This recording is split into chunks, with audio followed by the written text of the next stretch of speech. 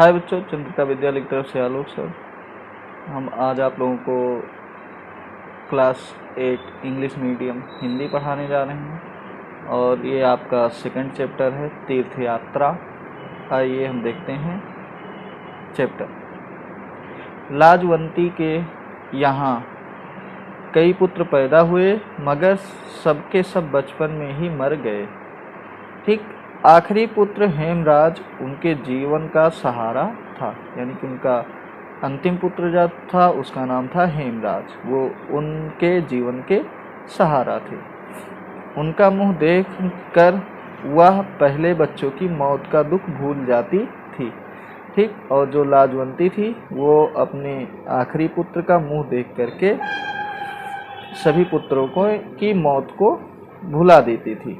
यद्यपि हेमराज का रंग रूप साधारण बालकों सा ही था, मगर लाजवंती की आंखों में वैसा बालक सारे संसार में ना था। लाजवंती को उनकी इतनी चिंता थी कि दिन रात उसे छाती से लगाए फिरती थी, मानो वह कोई दीपक हो। वो अपने जो उनके लास्ट पुत्र थे हेमराज, लाजवंती उनसे इतना प्रेम करती थी कि दिन रात उनको अपने छाती से यानी कि अपने गले से लगा करके ही रहती थी, मानो वह कोई दीपक हो। ठीक, जिसे बुझाने के लिए हवा के तेज झोंके बार बार आक्रमण कर रहे हों। ठीक, उनको इस तरीके से रखती थी जैसे कि दीपक हो, हवा चलने से बुझने से रोका जाता है, उसी प्रकार से वो उनको प्रेम करती थी, स्नेह करती थी। वह उसे छिपा छिपा कर रखती थी, कहीं उसे किसी की नज़र ना लग जाए। ठीक, वह उसे खेलने के लिए भी घर के बाहर ना निकलने देती। अगर वह कभी निकल भी जाता तो लाजवंती घबराकर ढूंढने लग जाती। गांव की स्त्रियां कहती, हमारे भी तो बच्चे हैं, तू जरा जरा सी बातें में यो पागल क्यों हो जाती है। लाजवंती यह सुनती तो उनकी आंखों में आंसू लहराने लगते। ठीक, भर्राए हुए स्वर में उत्तर देती, क्या कहूँ, मेरी जी डर जाता है। यानी कि लाजवंती ने कहा, मेरा जी जो है वो डर जाता है। ठीक, इस समय उसे मरे हुए पुत्र याद आ जाते थे। जब वो घर के बाहर चला जाता था, काफ़ी देर उनके नज़र के सामने नहीं आता था लाजवंती के, तो उनको मरे हुए पुत्र की याद आने लगती थी और उनके मन में भय बैठ जाता था। मगर इतना सावधान रहने पर भी हेमराज बुरी नज़र से ना बच सका। ठीक, इतना सावधान रहने पर भी, वो इतना सावधान रहती थी, फिर भी हेमराज जो है वो बुरी नज़र से ना बच सका। प्रातःकाल लाजवंती दूध दूह रही थी। ठीक, इतने में हेमराज जागा और जागते ही मुंह फैलाकर बोला, माँ। ठीक, इतने में क्या हुआ, हेमराज जागा और मुंह फुलाकर बोला, माँ। आवाज में उदासी थी। लाजवंती के हाथ से बर्तन गिर गया। दौड़ती हुई हेमराज के पास पहुंची और प्यार से उसके सिर पर हाथ फेर कर बोली, क्या है बेटा, घबराया हुआ क्यों है तू। हेमराज की आंखों में आंसू डब डबा आए। रुक रुक कर बोला, सिर में दर्द हो रहा है, बहुत दर्द हो रहा है। और वो अपनी माँ से बोला कि माँ, सिर में दर्द हो रहा है और बहुत दर्द हो रहा है।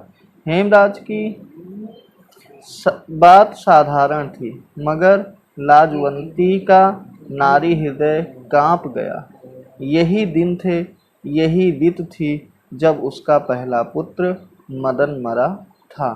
ठीक, वह भी इसी तरह बीमार हुआ था। लाजवंती के पैरों के नीचे से धरती खिसकती सी मालूम होने लगी। वह व्याकुल हो गई। गांव में दुर्गादास वैद्य अच्छे अनुभवी वैद्य थे। लोग उन्हें लुकमान समझते थे। सैकड़ों रोगी उनके हाथों से स्वस्थ होते थे। लाजवंती उनके पास पहुंची। लाजवंती को देखकर वैद्य बोला, क्यों बेटी, क्या बात है? लाजवंती ने चिंतित सी होकर उत्तर दिया, हेम बीमार है। वैद्य जी ने सहानुभूति के साथ पूछा, कब से? आज ही से। कहता है सिर में दर्द है, बुखार तो नहीं? मालूम तो नहीं होता, आप चलकर देख लेते तो अच्छा था। वैद्य जी का मनोरथ सिद्ध हुआ। उन्होंने जल्द ही से कपड़े पहने और लाजवंती के साथ हो लिए। जाकर देखा हेमराज बुखार से बेसुध पड़ा था। वैद्य जी ने कहा, कोई चिंता नहीं, दवा देता हूँ, बुखार उतर जाएगा। लाजवंती के डूबे हुए हृदय को सहारा मिल गया। उसने दुपट्टे के आंचल से अठन्नी निकाली और वैद्य जी को भेंट कर दी। वैद्य जी ने मुंह से नहीं नहीं कहा, मगर हाथों में मुंह का साथ ना दिया। उन्होंने पैसे ले लिए। कई दिन बीत गए, हेमराज का बुखार नहीं उतरा। वैद्य जी ने कई दवाइयाँ बदली, परंतु किसी ने अपना असर ना दिखाया। लाजवंती की चिंता बढ़ने लगी।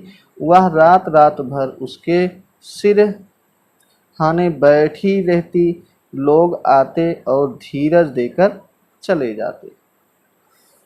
एक दिन लाजवंती ने वैद्य जी से पूछा, हकीम जी, आखिर क्या बात है जो यह बुखार उतरने का नाम ही नहीं लेता? वैद्य जी ने उत्तर दिया, मियादी बुखार है। लाजवंती चौंक पड़ी। उसने तड़प कर पूछा, मियादी बुखार क्या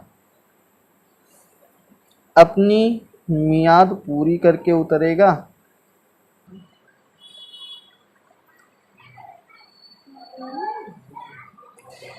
21वें दिन उतरेगा? इससे पहले नहीं उतर सकता। आज 11 दिन तो हो चुके हैं, बस 10 दिन और हैं। किसी तरह ये दिन निकाल लो, भगवान भला करेगा। लाजवंती का माथा ठनका। हिचकिचाते हुए बोली, कोई अंदेशा तो नहीं?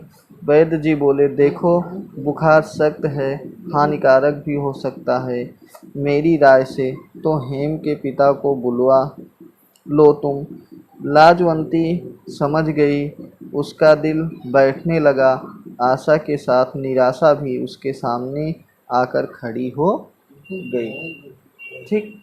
और बच्चों, जो इसका अभी पेज नंबर 12 तक हुआ है, इसके नेक्स्ट 2 पेज हैं, उसको आपको नेक्स्ट वीडियो में अपडेट किया जाएगा। आज के लिए इतना ही। सब लोग अच्छे से पढ़ना।